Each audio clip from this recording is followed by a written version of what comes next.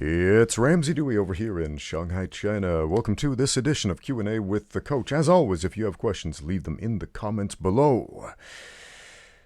We have a question from Marco Kenny I4139, who says, Ramsey, I have a question for you. I'm a trans person, and I plan on taking HRT, hormone replacement therapy, but I also train MMA. For a while, I've started to worry that competing is not going to be an option for me in the future.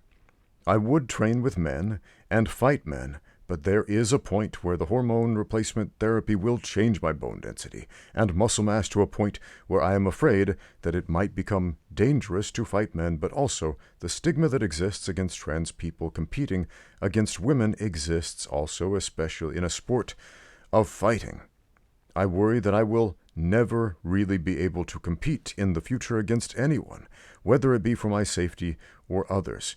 I wonder if you could help give me some clarity on the situation, whether good or bad. I just want to try and find a solid answer. Okay? I can appreciate the candid nature of that question. You want a solid answer, right? And that's great. You're not looking for confirmation bias. You're not looking for someone to just pat you on the back and say, yeah, whatever you think is the right thing. Let's try to give you a solid answer here. We have to choose our sacrifice in life, and we're going to have to make one. It's simply the way it is. So there's a cost-benefit ratio to everything here. If you take this action, there will be this consequence. And we cannot have it both ways, right? If you do hormone replacement therapy, it will change your body. It will have certain effects. Some of them maybe you want if you're a transgender individual, and others may be deleterious, such as the degradation of bone density. Okay? And you want to compete, however, on the one end, there is this, as you put it, a stigma against transgender athletes competing in women's sports. Understandably, we're going to talk about that. We're going to talk about that a lot today, actually. And then there is this idea that in an essentially weakened state, you will no longer be able to be competitive with male athletes. Okay.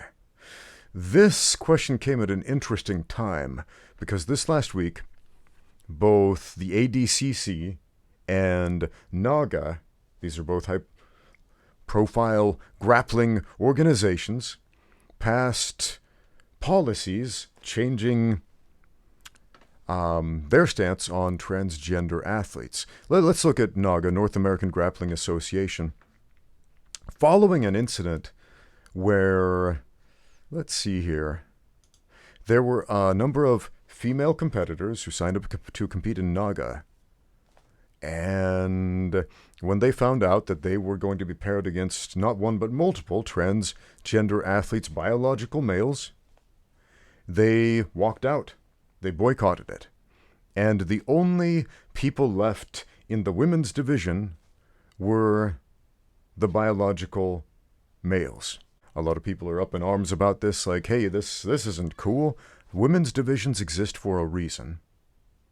And there are no women in this women's division. And we're not having a discussion about whether or not transgender people are legitimately women or whatever. There's so much content on YouTube about that. If that's what you're looking for, go look at that. Let's talk about Jiu-Jitsu, MMA, combat sports, and our friend's question right here, because this is fascinating. So, following this and a number of other incidences of protests, for example, what's her name? Jaden Alexander. She, without knowing, was slotted to compete against an opponent who was about 20 pounds heavier and was a biological male. She won the match, but then afterwards spoke out about this incident, about how she felt absolutely demoralized because of the the experience. The strength differential was insane. A lot of people pushed back and said, well, how can you complain when you won? To which she pushed back saying, no, winning and losing isn't the issue. It's the fact that essentially, and I'm paraphrasing here, essentially, I'm thrown into a potentially dangerous situation I did not sign up for. I signed up to compete in the women's division against women, and that's not what I got. And we have to keep in mind, this is also a tournament, meaning she's competing multiple times. Multiple times. In a jiu-jitsu tournament, you might compete 6, 7 times, depending on how big that tournament is, in order to get the medal to stand on that podium. And if you are fighting someone who just has some supra-physiological level of size and weight and strength and tendon density that is simply not available to your sex, and you are demoralized by this, man, it's hard to get back into the game for the next one, if you will. So Jaden spoke out about that. Ansley Wilk had a very similar experience, I believe also in NAGA. She's a multiple-time NAGA champion, currently a brown belt in jiu-jitsu, doing really well in submission grappling. And she had a match with a transgender athlete, actually had to compete against this person twice and beat this person twice. And against very similar pushback when she said, hey, I'm not okay with this. I did not agree to this. I did not know I was going to compete against a transgender person until afterward. And, let's take a look at some of the comments here. We have a post about the NAGA event in question, where there were multiple transgender athletes competing and all of the biological women dropped out. It says, multiple female athletes dropped out of a women's martial arts tournament last week after being matched up to fight trans-identified males. In one of the women's divisions, the only participants left competing were men. And there they are standing on the podium with multiple medals, doing the shaka and all that.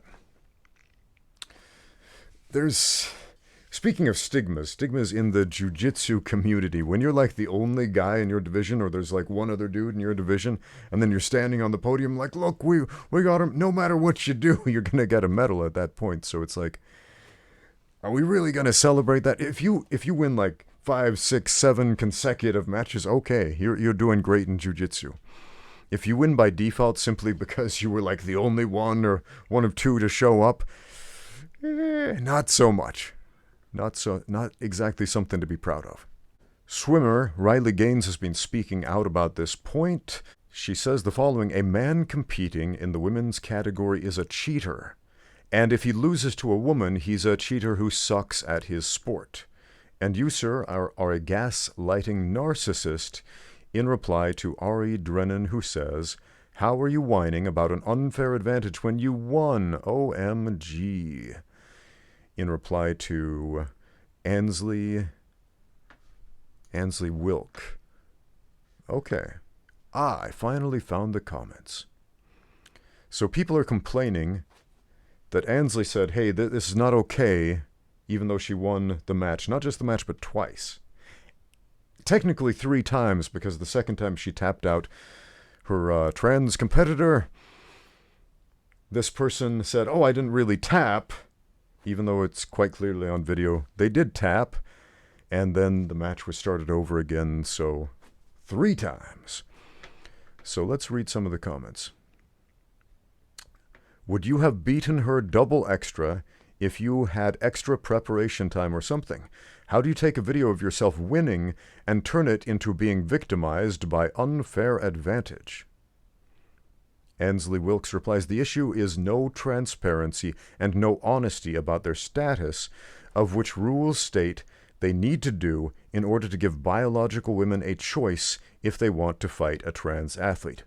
Some women are okay with competitively grappling a trans woman. Some are not, and that's okay. And And I've been talking to trans athlete Mac Beggs about finding a middle ground that's fair for all and everyone to have a choice. Do you remember Mac Beggs? Mac Beggs, a biological female. Okay? And Mac was a wrestler and wanted to wrestle against men. This is kind of an exception in combat sports, because we're always, in sports in general, we're always hearing about biological men wanting to compete in women's divisions. Mac Beggs is the opposite. Biological female, wants to be a dude, wants to wrestle dudes. I can respect the hustle there, man. That's essentially taking a big step up right there. And I believe this happened in Texas, and the whatever organization governs high school wrestling in Texas said, no, you have to compete in the women's division because you're a girl. And so Mac, who I believe was taking testosterone at the time, was just pretty jacked. For a biological female, pretty jacked with the testosterone advantage. Essentially a girl on steroids goes in there and just spanks everybody in the women's division like it's nothing.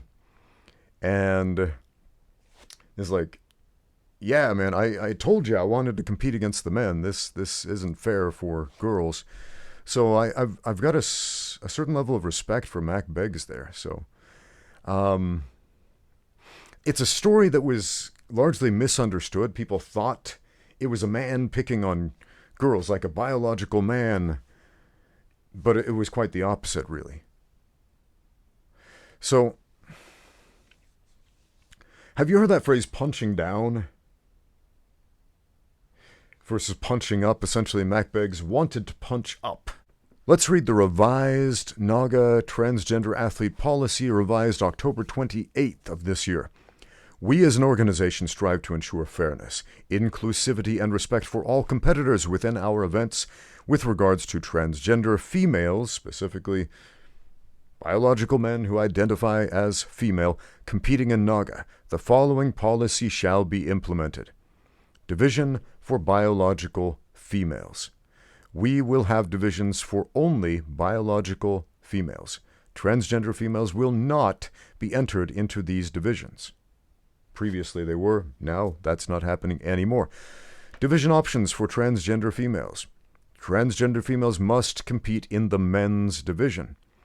We hope that the simplicity of this revised policy will help to avoid any future occurrences where transgender females enter women's divisions. If NAGA staff is informed that a transgender female is in a women's division, they will be given the choice to go to the men's division or given a refund.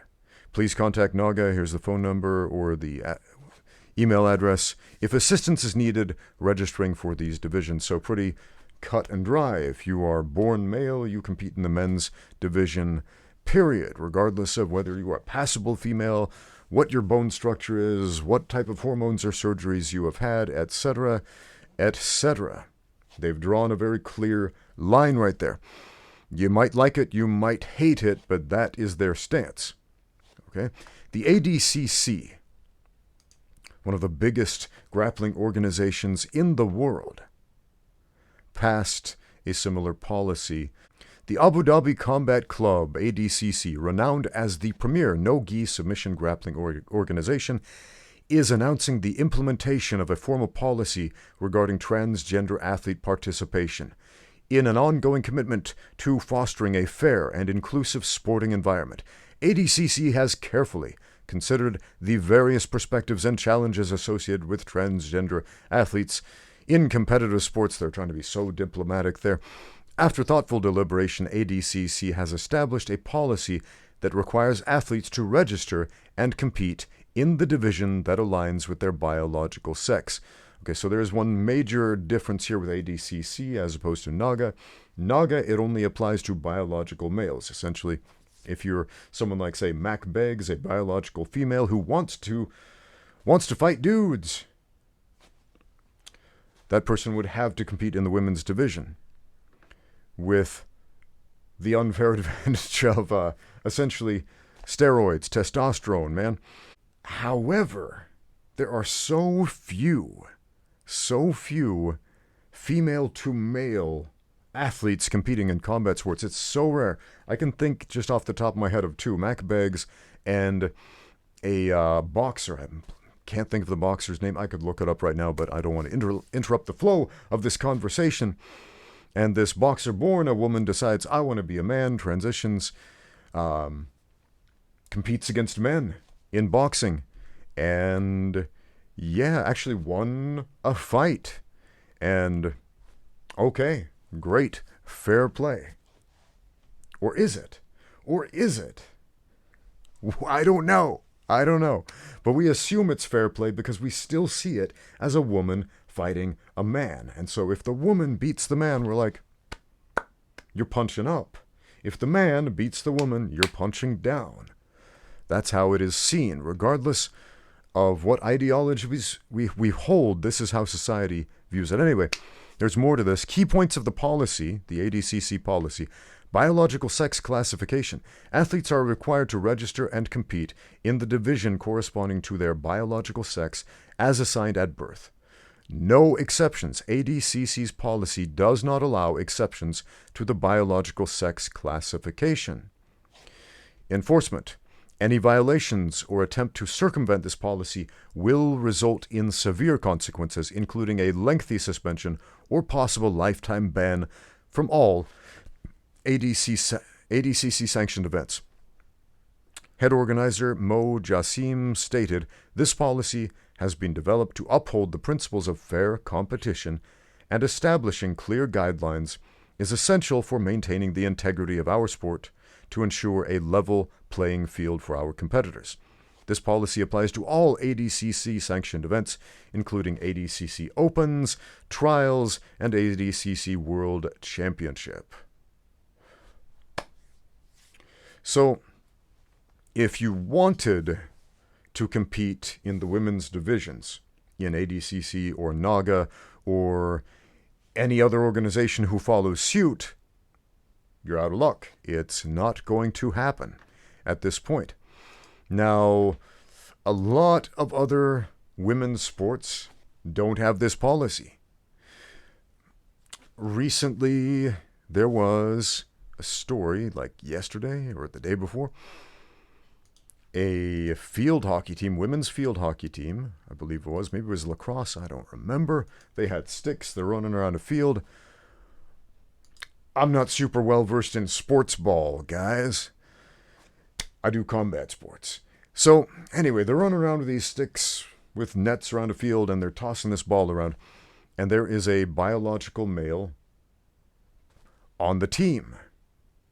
And when I say biological male, I mean this dude has hairy legs, looks like a dude, and maybe that's not sensitive to say with someone who does not identify as being a dude, but it looked very much like a dude, as if they weren't even trying. Now, I'm just going to put that out there. Yes, it's insensitive to say that. Let's be insensitive for a minute. So a ball was flung by this dude, hits a girl in the mouth, knocks out her teeth, almost kills her. She's hospitalized, some horrific injuries. This goes up onto social media. People are pointing fingers. See, this is why transgenders shouldn't compete in women's sports, because people can get hurt. It's not just not fair, it's dangerous.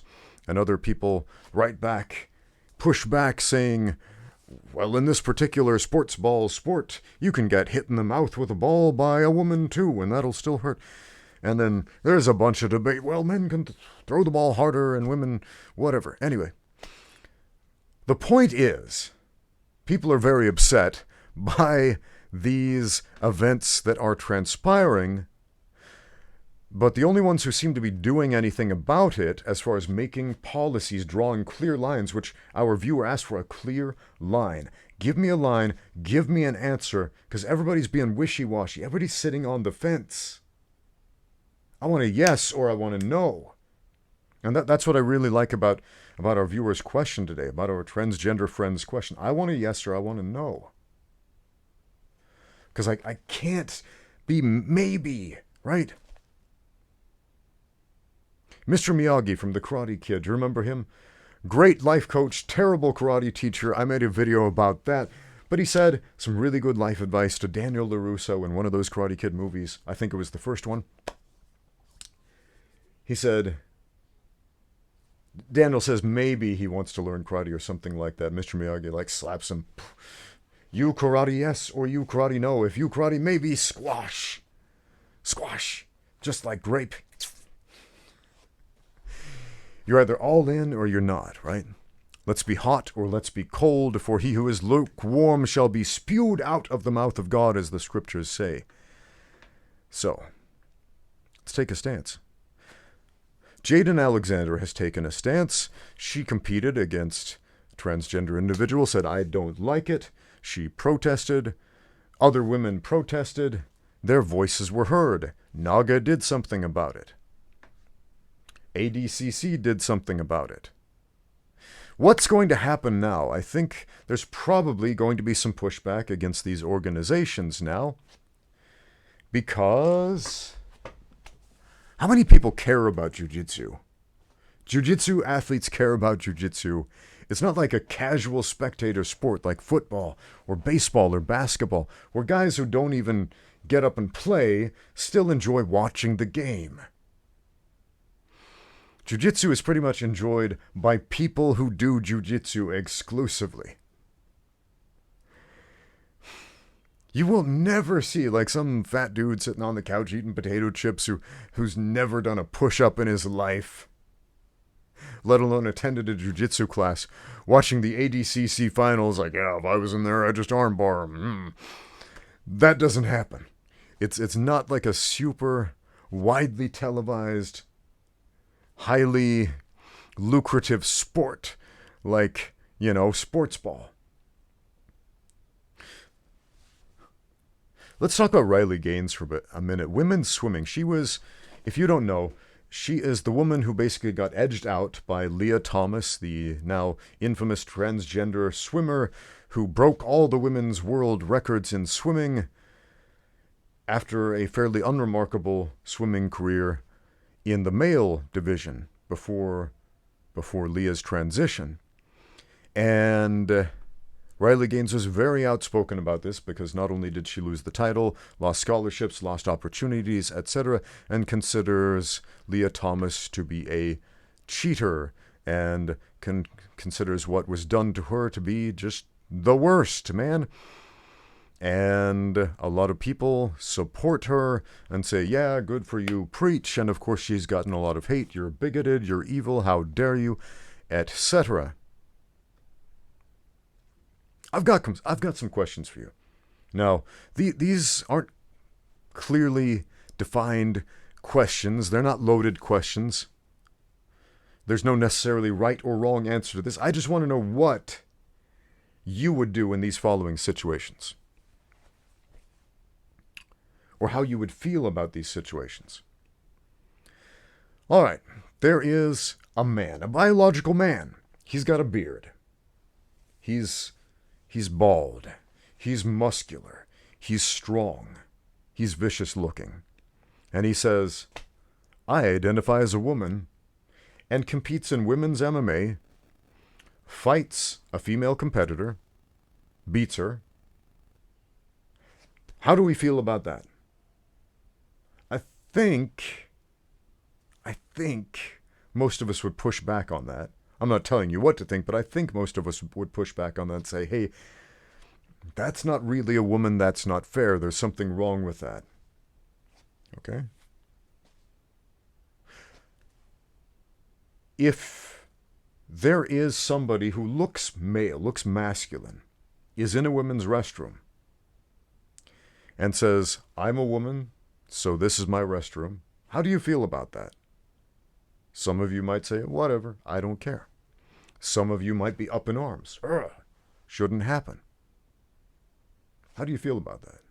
Just curious. Type it out in the comments. Let me know. Let's say you're an HR person. You're in charge of hiring new employees at a school. You need a new elementary school teacher for children. And you have two applicants who on paper have the same qualifications. One is a woman, biological woman. One is a trans woman.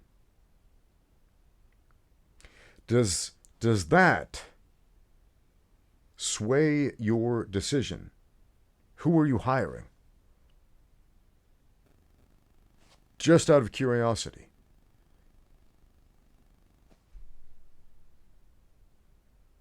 Does it sway your decision at all? Is it a deal breaker? I don't know. Now let's go to Jiu-Jitsu. Jiu-Jitsu is an interesting case because there's less risk than MMA. There's still risk. You can get hurt. You could potentially get killed. It's a combat sport. There's strangulation involved. There's bone breaking techniques involved. There are techniques where you can tear up tendons, etc. Where you're going to shred the ligaments of the knee, the elbow, the spine. And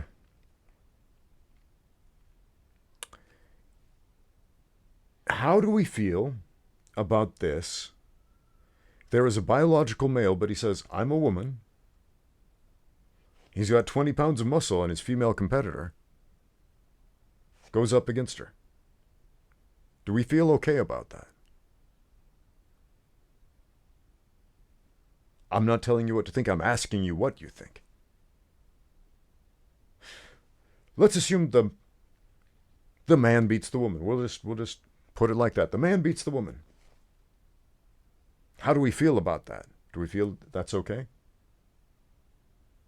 What if the woman beats the biological man? How do we feel about that? Does that change our opinion? Is it okay now because the woman is punching up and she did something we see as heroic?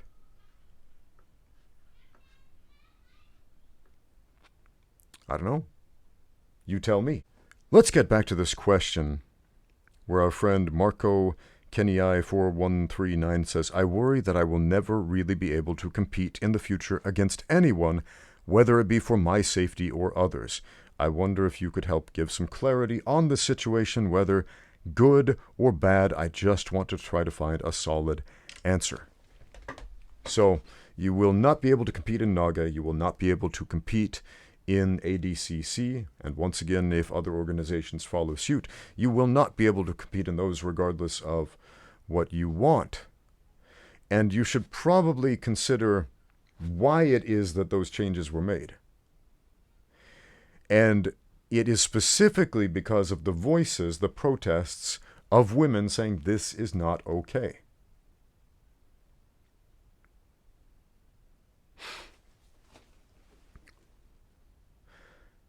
As I said before, we have to choose our sacrifice. And a transgender person chooses quite a number of sacrifices. Okay? If you want to father children, for example, that's gone. Some of the most meaningful experiences life has to offer, gone, right there. I would say that's probably in my opinion, that's a much bigger consideration to consider than whether or not you can do a jiu-jitsu tournament. Here's another thing to consider. Have you ever seen a transgender athlete, a biological male, who identifies as a female, compete against men, period, but compete against men and win? I have not. Not in any sport. I've never seen it happen. Maybe it has, and if it has, please link me to a video or an article about that story. I want to hear it. Because you would think that person would just be an absolute hero, because that person is now punching up. That person is doing something extra difficult, without the testosterone advantage, with less bone density, less muscular strength, etc., than a regular run-of-the-mill man who has never experienced hormone replacement therapy, surgeries, etc. But we never hear about that. Is it just too hard? Is it just an insurmountable barrier?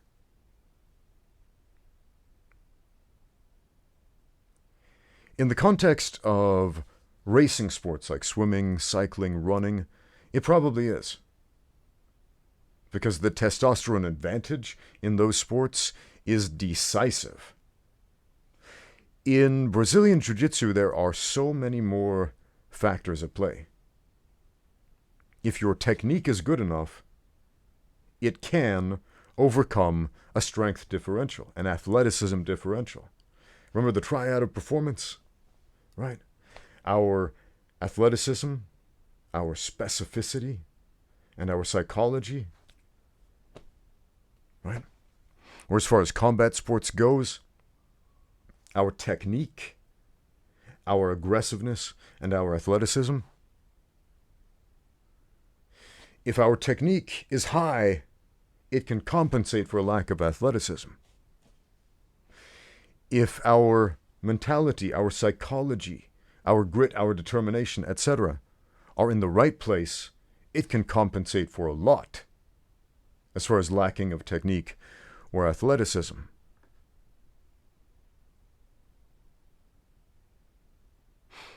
So because there are so many other variables in combat sports, especially in jiu-jitsu, we have seen and will continue to see smaller, weaker, less athletically gifted people beat bigger, stronger, more athletically gifted people. For example, we see this in ADCC many times in the open weight division. Guys weighing 135 pounds, beating world-class black belts. Look at Mike Mushemi, for example. Little dude, holding his own against much bigger dudes. High-level grapplers. It's not a case of a little dude beating up wimps. I think deep down we all know the answer to this question that you proposed. But you want something clear, you want something concise.